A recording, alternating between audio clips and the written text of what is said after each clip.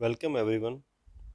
आज का हमारा टॉपिक है switch mode power supply. Switch mode power supply, इस पर हम डिस्कस करेंगे ये क्या होती है, कितने टाइप की होती है और ये कैसे वर्क करती है।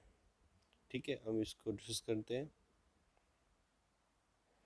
स्विच मोड पावर सप्लाई को शॉर्ट फॉर्म में एसएमपीएस बोलते हैं और ये क्या करती है कि जो आपका अनरेगुलेटेड पावर सप्लाई होती है, अनरेगुलेटेड पावर सप्लाई को रेगुलेटेड पावर सप्लाई में कन्वर्ट करता है। तो एसएमपीएस का जो मेन वर्क होता है वो स्विचिंग डिवाइसेस के थ्रू क्या करती है कि अनरेगुलेटेड पावर सप्लाई को रेगुलेटेड पावर सप्लाई में कन्वर्ट कर देती है।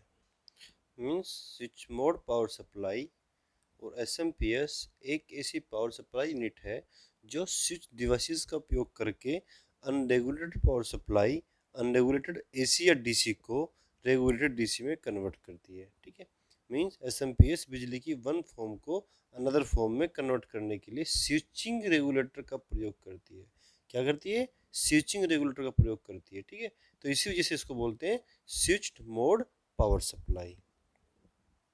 आप लोगों ने देखा होगा जो आपके पास बेसिकली जो कंप्यूटर्स होते हैं, तो होम डेस्कटॉप वगैरह, तो उसमें जो सीपीयू होता है उसके अंदर ही लगी रहती है। ठीक है, तो उसका काम क्या होता है कि जैसे ही पावर सप्लाई में फ्लक्चुएशन आया है तो वो उसको रेगुलेट करके ही हमारे इक्विपमेंट को देती है। उसको मीन्स वो जो लॉसेस होते हैं पावर फ्लक्चुएशन की वजह से उनसे बचाती है। ठीक है, उदाहरण के लिए ले लीजिए हमारे घरों में इलेक्ट्रिसिटी आती है तो वह एक अल्टरनेटिंग करंट है। ठीक है, परंतु कंप्यूटर या सेंसिटिव इक्विपमेंट जो स्टेबल और इफिशिएंसी सप्लाई की आवश्यकता होती है, इसके लिए पीसी के विभिन्न कंपोनेंट को बिजली प्रदान करने के लिए एसएमपीएस का इस्तेमाल किया जाता है। ठीक है ना, मीन्स जो हमारे इलेक्ट्रिसिटी आ रही है वो एक अल्टरनेटिव एसी है, अनरेगुलेटेड एसी है। ठीक है ना, तो उसको रेगुलेटेड में चेंज करके बाय यूजिंग स्विचिंग रेगुलेटर्स हम इसको रेगुलेटेड पावर सप्लाई में कन्वर्ट कर देते हैं और हमारे जो डिवाइसेस हैं उनको सेफ रखती है। तो ये है था हमारा एसएमपीएस की डेफिनेशंस।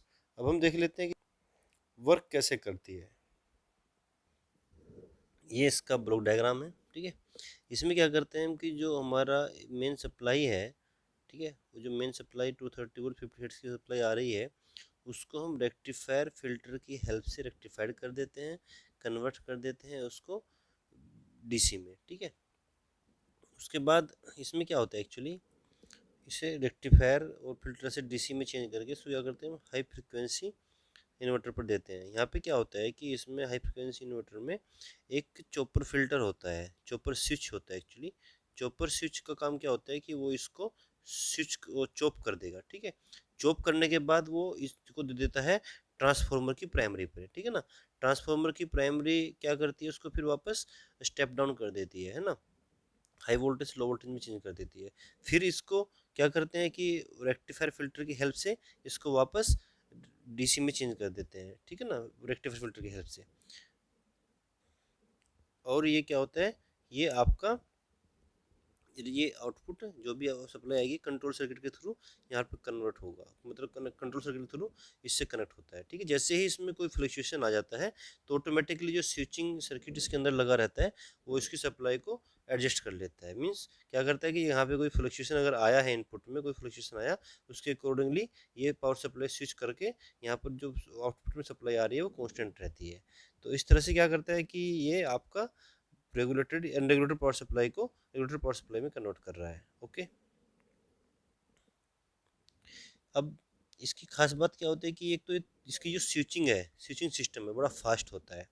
स्विचिंग सिस्टम है इसका बड़ा फास्ट होता है और इसमें पावर डिसिपेशन भी कम रहती है। पावर डिसिपेशन कम की वजह से इसकी जो इफ़िशियंसी है वो बहुत अच्छी होती है। और ये क्योंकि ये इसमें इसका वेट भी बहुत कम होता है, इसमें इसमें लाइट की भी कम ज़रूरत पड़ती है और उसका साइज़ भी छोटा होता है, इसकी वजह से इसका यूज़ भी बहुत ज़्यादा होता है। आप लोगों ने इसको देखा होगा, आपके पास अगर लैपटॉप हो, कंप्यूटर होगा, डेस्कटॉप होगा, तो उसकी पावर सप्लाई उसमें आपका जो सीपीयू है उसके वहाँ पे लगा रहता है नीचे में।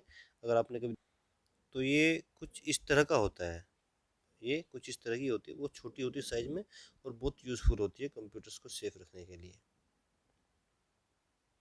अब देख लेते हैं इसके टाइप्स।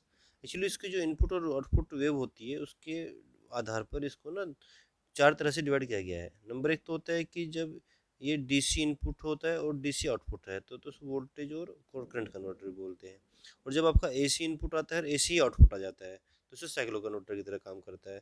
और जब ये डीसी इनपुट और एसी आउटपुट होता है तो ये इन्वर्टर की तरह काम करता है। और जब एसी इनपुट होता है, डीसी आउटपुट होता है, तो एज ए रेक्टिफायर की तरह काम करता है।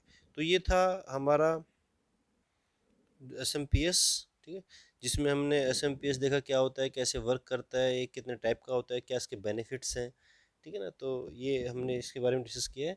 और इसको इसमें इसमें कुछ बेनिफिट्स में फिर से रिवाइज कर देता हूँ एक बार, कि ये एक तो बहुत इसकी एफिशिएंसी बहुत अच्छी होती है, इसमें पावर कंजप्शन कम होता है, और ये कम साइज और कम वेट का होता है, ठीक है।